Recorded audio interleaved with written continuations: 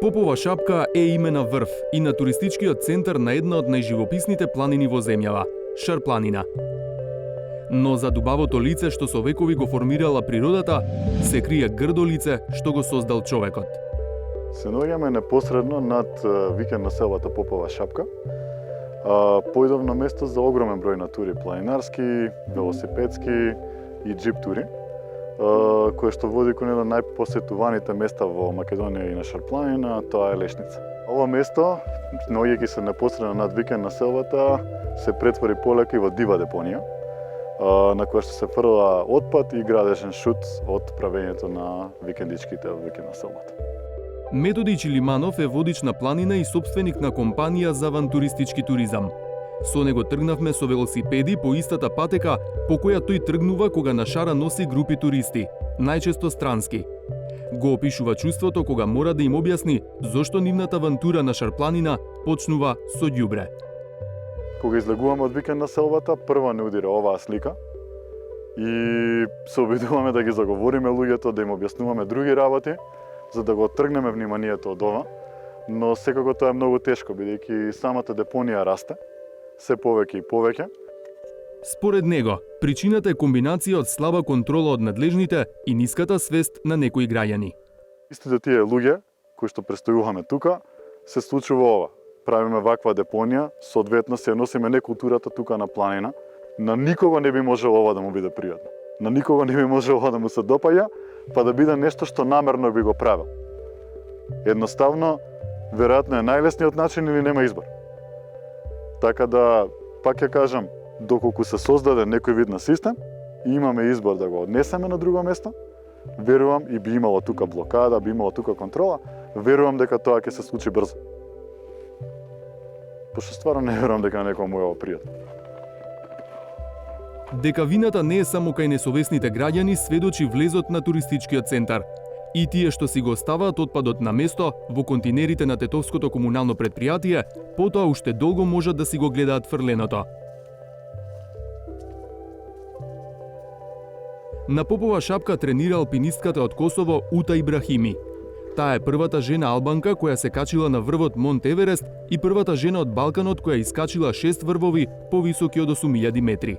Për neve, si vizitor, do të hyrja për këtë katon të vogël janë mbeturinat. Edhe është me njëherë krijohet një përshtypje shumë e keqe, pavarësisht që e kena malin kaq të bukur, po kur sheh mbeturina në hyrjet të maleve, atëherë kjo të jep me një përshtypje të keqe se përveç që njerëzit nuk e rujnë, njerëzit lokal mirë po të njëjtën kohë edhe qeveria lokale nuk lodhet shumë për me pastru, ose me mirëmbajt, ose me kriju kampanja për me eduku njerëz lokal и тjera. Не се само преплавените контейнери и дивата депонија. Ѓубре има буквално насекаде. Дел од хотелиерите тврдат дека низ годините се обидувале да најдат решение во соработка со надлежните, но велат очигледно досега не е направен вистинскиот потек. За нив прогласувањето на Шар планина за национален парк и развојот на туризмот не одат заедно со ѓубрето. Turizmi dhe mbeturinat janë armiqt më të mëdhej që ekzistojnë. Vërtet sfida e parë që duhet të bëjmë, organet e komunës, drejtoria e malit Shar, cila është për park kombëtar, ne, hotelierët, gastronomët, farmerët, bujqit, blegtorët, ne jemi ata cilët tash për moment jemi të bë historinë e re të rajonit. Prandaj edhe duhet jemi shumë të kujdesshëm me mbeturinat. Појдовна точка за многу планинарски тури се и шарпланинските села. Меѓу нив е Вејце. Овде природата во есен е вистински уметник, но само на падините што не се населени. Штом се дојде до куќите, сликата веднаш е поинаква. Дефинитивно дека сликата е, ајде да кажем, може би стратна, може би прегрубо да се каже, но навистина имаме ѓубре.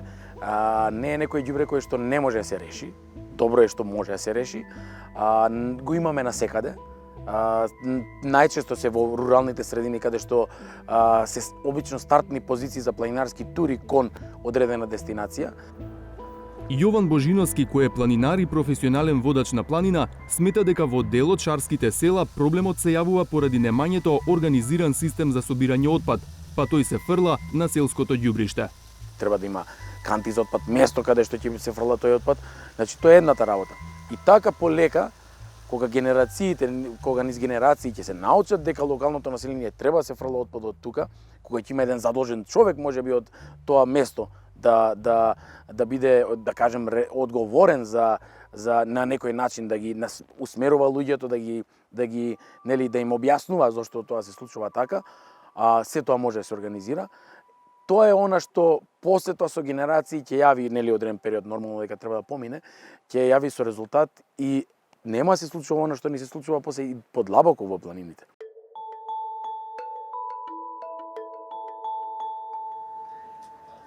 Овие две противпожарни возила и стариот камион ФАП се на здружението ЕКОФАП од Охрид. Неговите активисти, повеќето бродари и капетанот на Охридската капетанија кој е претседател на здружението, помагаат при гасење пожари, миење јавни површини, а прават и еколошки акции.